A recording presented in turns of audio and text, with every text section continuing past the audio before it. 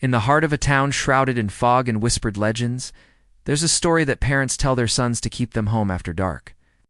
It's the tale of the old Blackwood Manor, a place where beauty became a terrifying weapon and a house that no one dares to approach. Decades ago, the manor was home to a young woman named Elara. She was known throughout the region for her stunning beauty. With eyes that held the depth of the midnight sky and a smile that could charm even the most stoic heart, suitors from all around would come to court her, each hoping to win her affection. But Elara was as elusive as she was beautiful. She seemed to enjoy the attention, the endless stream of admirers, yet she never committed to any of them. There were whispers, of course. Some said she was too proud, others that she was simply waiting for someone who could match her wit and spirit. But the truth, as it often is, was far more complex and hidden from view. One fateful evening, during a lavish party at the manor, a terrible fire broke out. The flames consumed the old wooden structure with astonishing speed. Panic erupted and guests scrambled for safety. In the chaos, Elara was trapped. By the time the fire was extinguished, the once grand manor was a charred skeleton, and Elara was gone, believed to have perished in the inferno. Now the town mourned the loss of its most radiant resident, and for a time, Blackwood Manor was left to decay, a grim monument to the tragedy. But stories don't always end with the final chapter. Sometimes, they just begin a new, darker one. Years passed, and the tale of Elara faded into local folklore. But then, a new series of strange events began to unfold. Young men, often travelers, or those new to the town, started disappearing without a trace. The disappearances were baffling. There were no signs of struggle, no ransom notes, just a void where a person used to be. The only common thread was that each of them was last seen walking in the direction of the old Blackwood Manor ruins. Soon, a chilling new legend was born. Locals started speaking of a ghostly figure, a woman of breathtaking beauty, seen wandering the overgrown paths leading to the manor. They said she looked exactly like the portraits of Elara, forever young, forever enchanting. The story goes that she would appear to young men walking alone at dusk. She'd approach them with a sad, captivating look in her eyes, asking for help, for directions, or simply for company. Her voice was said to be a soft melody, impossible to resist. Charmed by her ethereal beauty and seemingly innocent request, they would follow her, drawn towards the skeletal remains of her former home. They say that once inside the decaying walls of the manor, the illusion would shatter. The beautiful, sad woman would transform.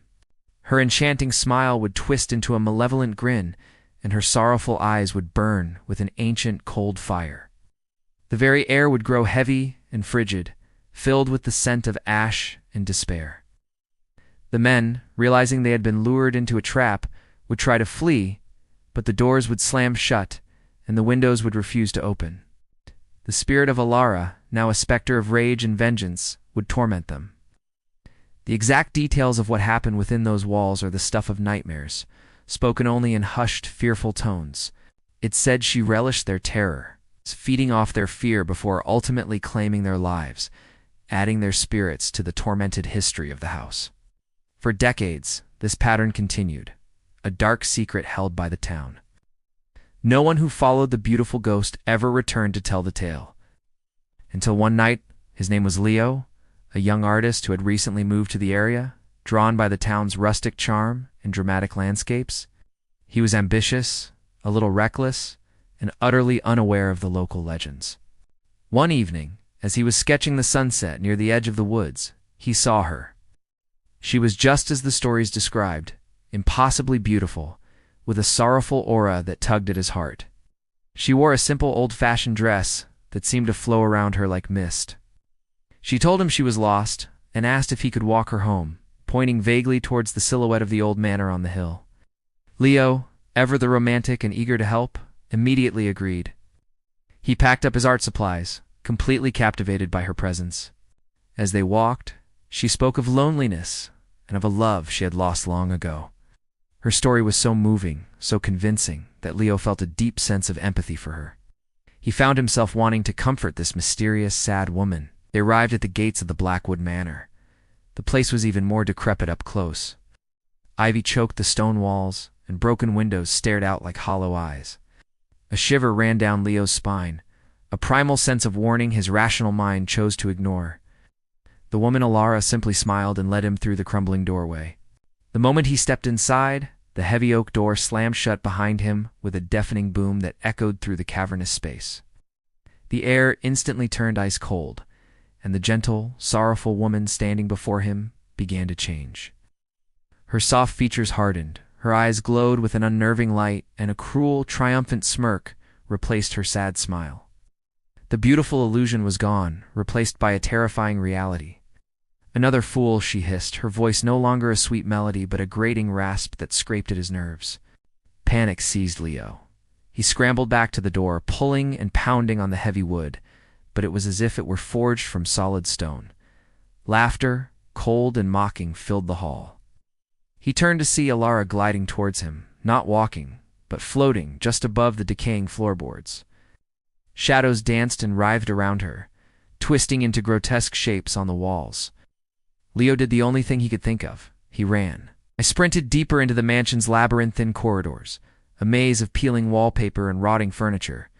Her chilling laughter pursued him, echoing from every direction, making it impossible to tell where she was.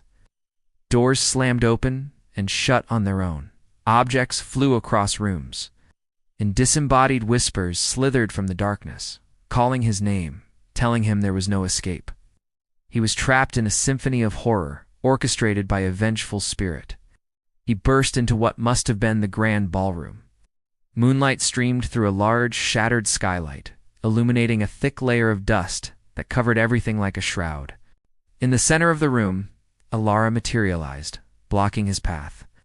"You can't run from me," she whispered, her voice a chorus of pained and angry souls.